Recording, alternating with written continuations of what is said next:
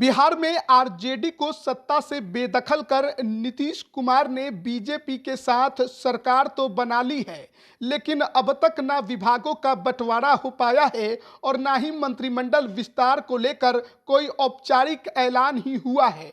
ऐसे में अब बिहार भाजपा के 1.5 दर्जन नेताओं की किस्मत पर रविवार को फैसला होगा। भाजपा के प्रदेश अध्यक्ष सह उप मुख्यमंत्री सम्राट चौधरी और विजय कुमार सिन्हा शनिवार की शाम आज दिल्ली जाने वाले हैं, जहां उनकी मुलाकात प्रधानमंत्री नरेंद्र मोदी, गृह मंत्री अमित शाह और राष्ट्रीय अध्यक्ष जेपी नड्डा सहित भाजपा के वरिष्ठ नेताओं से होगी।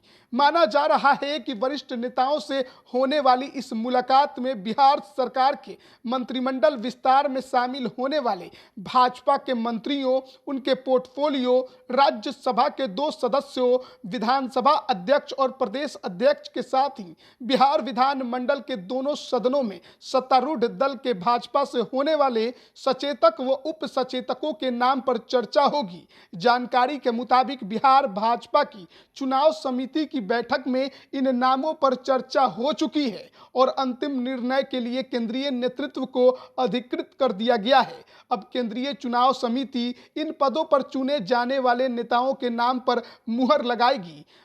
मालूम हो कि 2020 में बनी जदयू भाजपा की सरकार में भाजपा के कोटे से 16 मंत्री बने थे।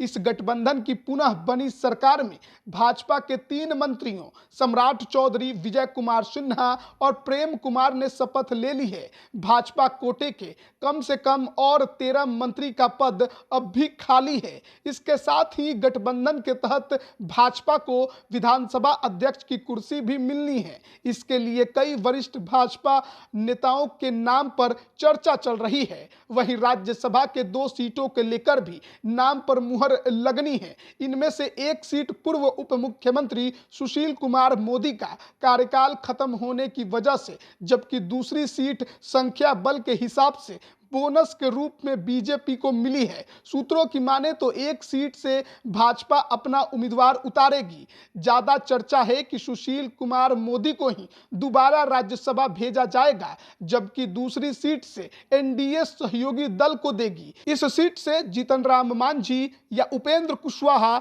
या फिर लोजपा रामविलास के किसी को उम्मीदवार बनाया जा सकता है। सम्राट चौधरी को भाजपा विधानमंडल दल का नेता और उप मुख्यमंत्री बनाए जाने के बाद भाजपा प्रदेश अध्यक्ष की कुर्सी भी खाली होगी। इस पद को भी किसी नए व्यक्ति से भरा जा सकता है। इन पदों के अलावा भी कुछ पद हैं जिन्हें भरना है। उनमें विधानमंडल के दोनों सदनों में सचेतक और उप मुख्य सचेतक का पद होता है। सत्तारूढ़ दल के सचेतक और उप सचेतक पद को लेकर भी नाम पर मुहर लगनी है। भाजपा सूत्रों की माने तो सब कुछ ठीक रहा तो दोनों उप मुख्यमंत्री के लौटने के बाद बिहार सरकार का नया स्वरूप साफ हो सकता है। संभवतः सोमवार को शपथ ग्रहण समारोह आयोजित कर मंत्रिमंडल का पुनर्गठन हो सकता है, लेकिन अगर पेच फंसा तो मंत्रिमंडल गठन की तारीखें आगे बढ़ सकती हैं। जिस तरीके से बिहार में नई सरकार बनी और अब तक विभागों का बंटवारा नहीं हो पाया है,